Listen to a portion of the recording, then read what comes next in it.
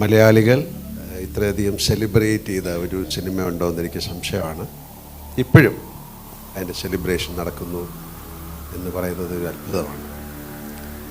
ചില കാര്യങ്ങൾ അങ്ങനെയാണ്, അതിന് പകരം വയ്ക്കാൻ പറ്റാതാകും. ചില അത്ഭുതങ്ങൾ സംഭവിക്കും.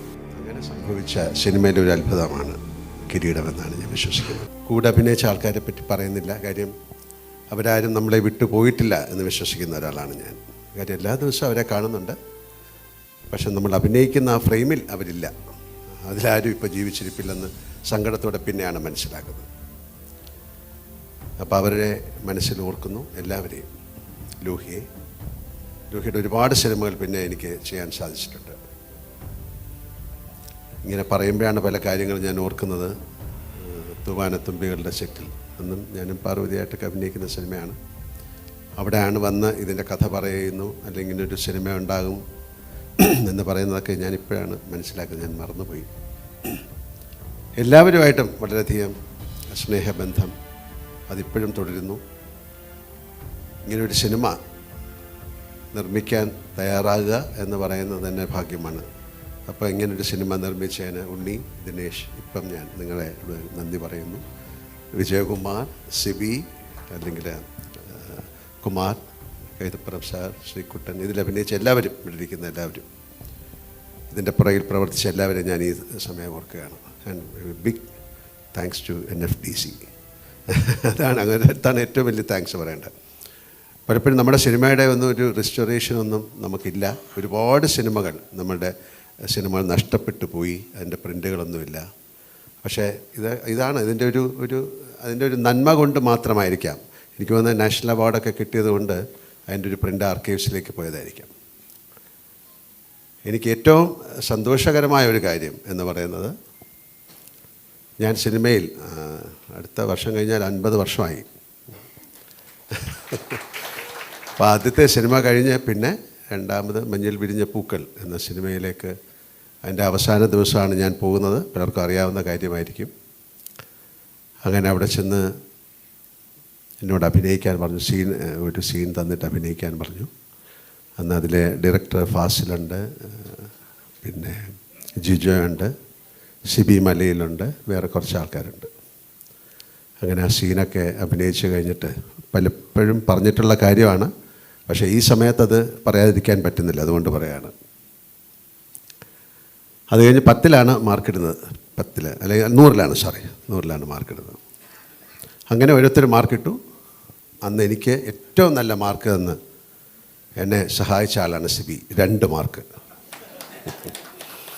100ൽ 2 മാർക്ക് തന്നു. പക്ഷെ അദ്ദേഹം എനിക്ക് പിൽക്കാലത്ത് 2 നാഷണൽ അവാർഡ് തന്നു. എൻ്റെ ആദ്യത്തെ നാഷണൽ അവാർഡ് കിരീടത്തിനായിരുന്നു, അന്നത്തെ സ്റ്റേറ്റ് അവാർഡും. അതുപോലെ അടുത്തത് ഭാരതം, അന്നും നാഷണൽ അവാർഡാണ്, അത് കഴിഞ്ഞ സ്റ്റേറ്റ് അവാർഡാണ്. Shibi, thank you so much. അത് നമ്മൾ ഒരുപാട് നല്ല സിനിമകൾ ചെയ്യാൻ സാധിച്ചു. പിന്നെ സിനിമയുടെ പല മാറ്റത്തിലൂടെയൊക്കെ ഓരോരുത്തർ സഞ്ചരിക്കുന്നു. അതിൻ്റേതായിട്ടുള്ള പിന്നെ മാറ്റങ്ങൾ സിനിമയിലുണ്ടാകുന്നു. അതിനെക്കുറിച്ച് ഞാനിപ്പോൾ പറയുന്നില്ല. അതിലെ ഗാനം, ഇത്രയും മനസ്സിൽ കൊള്ളുന്ന ഒരു ഗാനം, പിന്നെ മലയാളത്തിൽ ഒരുപാട് ഗാനങ്ങൾ ഉണ്ടായിട്ടുണ്ടെങ്കിൽ ഇപ്പോഴും ആ കണ്ണീർ പൂവിൻ്റെ കവിളിൽ തലോടി എന്ന് പറയുന്ന ആ ഗാനം എത്രയോ ആൾക്കാരുടെ ഹൃദയത്തിൽ ഇപ്പോഴും, ഒരു ദിവസമെങ്കിലും ആ പാട്ട് കേൾക്കാതെ ആ ഒരു മലയാളി ജീവിക്കാൻ പറ്റുമെന്ന് എനിക്ക് തോന്നുന്നില്ല. അതിൽ കൈതപ്പുറം സാർ, അത് നമുക്ക് പറയാൻ പറ്റുന്നില്ല, ആ അമ്മയുടെ ഇമോഷൻസ്, ശ്രീകുട്ടൻ, എല്ലാവരെയും ഞാൻ ഓർക്കുന്നു.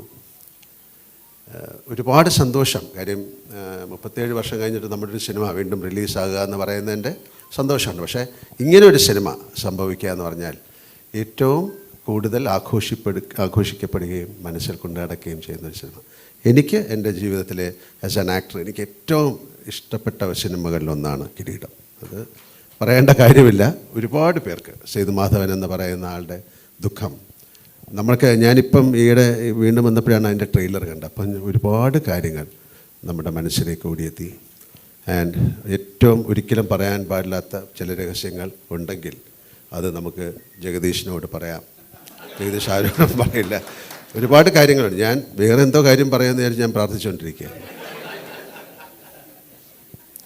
പക്ഷെ കുറച്ച് കൂടുതൽ പറയും. അങ്ങനെയല്ല, അങ്ങനെയൊന്നുമല്ല. ഞങ്ങൾക്കൊരു കാര്യം അവിടെ ഉണ്ടായിരുന്നു, അതവിടെ വെച്ചു.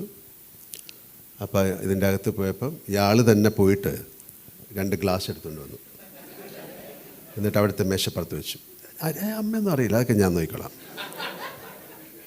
അപ്പോൾ അമ്മ ഇങ്ങനെ എന്തോ നടന്ന് അങ്ങോട്ട് പോയിട്ട് തിരിച്ചു വന്ന്, ഇതാര് 2 ഗ്ലാസ് ഇവിടെ വെച്ചിരിക്കണേ എന്നിട്ട് അതെടുത്തുകൊണ്ട് പോയി. അപ്പോൾ ഗ്ലിസറിൻ ഇടാതെ കരിഞ്ഞു എന്നൊക്കെ പറയുന്നത് സത്യമാണ്. പക്ഷേ എന്തെങ്കിലും നിങ്ങൾക്ക് ജീവിതത്തിൽ ഏറ്റവും ആരോടും പറയാൻ പാടില്ല എന്ന് പറയുന്ന രഹസ്യങ്ങളുണ്ടെങ്കിൽ ജഗദീഷിനോടും പിന്നെ മണിയമ്പിള്ള രാജുവിനോടും പറയാം. എന്തായാലും ആ സൗഹൃദം എന്നും നിൽക്കുന്നു. കിരീടം ഉണ്ണിയായാലും ഇതിപ്പോൾ ഇതിൻ്റെ കാര്യം പറഞ്ഞാൽ കിരീടം പാലം ഒരു സിനിമയുടെ പേര് ഒരു ബ്രിഡ്ജിനൊക്കെ ഇടുക എന്ന് പറയുന്ന അത്രത്തോളം ആ സിനിമയുമായിട്ട് ആ സ്റ്റേറ്റ് ബന്ധപ്പെട്ട് നിൽക്കുന്നത്. കാര്യം ഇതൊരു ചുമ്മാ ഇടാൻ പറ്റുക, ഗവൺമെൻറ് അപ്രൂവലും കൂടെ വേണം. അതിലഭിനയിച്ച എല്ലാവരെയും ഒരിക്കൽ കൂടി ഞാൻ ഓർക്കുന്നു, അതിൻ്റെ പുറകിൽ പ്രവർത്തിച്ച ആൾക്കാരെ ഓർക്കുന്നു, ലോഹിതദാസിനെ പ്രത്യേകിച്ച് ഈ സമയത്ത് ഓർക്കുന്നു. And thank you sir once again for considering yes and preserving this.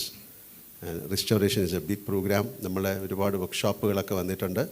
Sir പറയായിരുന്നു, തീർച്ചയായിട്ടും നിങ്ങളുടെ ആരുടെങ്കിലും ഇത്തരം പോസ്റ്ററുകളോ പഴയ ഫോട്ടോസോ അങ്ങനെയുള്ള ഈ സിനിമകളുടെ ഉണ്ടെങ്കിൽ കൊടുത്തു കഴിഞ്ഞാൽ ദീൽ റിസ്റ്റോർ ഇറ്റ്. അപ്പോൾ ഇപ്പോൾ അതിൻ്റെ ടോട്ടൽ അതിൻ്റെ കോൺസെപ്റ്റൊക്കെ മാറി. ഇപ്പം പണ്ട് ഫിലിം ബോക്സുകളിൽ എവിടെയെങ്കിലുമൊക്കെ കൊണ്ടിടും, പിന്നെ അത് കളഞ്ഞു പോകും. പക്ഷെ അതൊക്കെ മാറി. എന്തായാലും താങ്ക് യു സോ മച്ച്. ഇതിൻ്റെ പുറകിൽ ബോണി, അദ്ദേഹത്തിനും ഒരു സ്പെഷ്യൽ താങ്ക്സ് പറയുന്നു. വൺസ് അഗൈൻ സോറി തീർച്ചയായിട്ടും അതില്ല.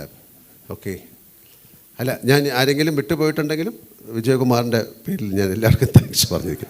Thank you so much. And ഇത് നല്ലത് സംഭവിക്കട്ടെ. ഇത് ഏറ്റവും കൂടുതൽ ആൾക്കാർ കണ്ട സിനിമയാണ്, പക്ഷെ അവർ കണ്ടത് വേറൊരു ഫോമാറ്റിലാണ്. അത് ഒരു പുതിയ തിയേറ്റർ എക്സ്പീരിയൻസ് ആയിരിക്കും. സേതുമാധവൻ്റെ ദുഃഖത്തിലൂടെ ഒരിക്കൽ കൂടി സഞ്ചരിക്കാൻ സാധിക്കുക എന്ന് പറയുന്നത് ഒരുപക്ഷെ ഒരു പുതിയ അനുഭവമായിട്ട് മാറട്ടെ. Thank you so much.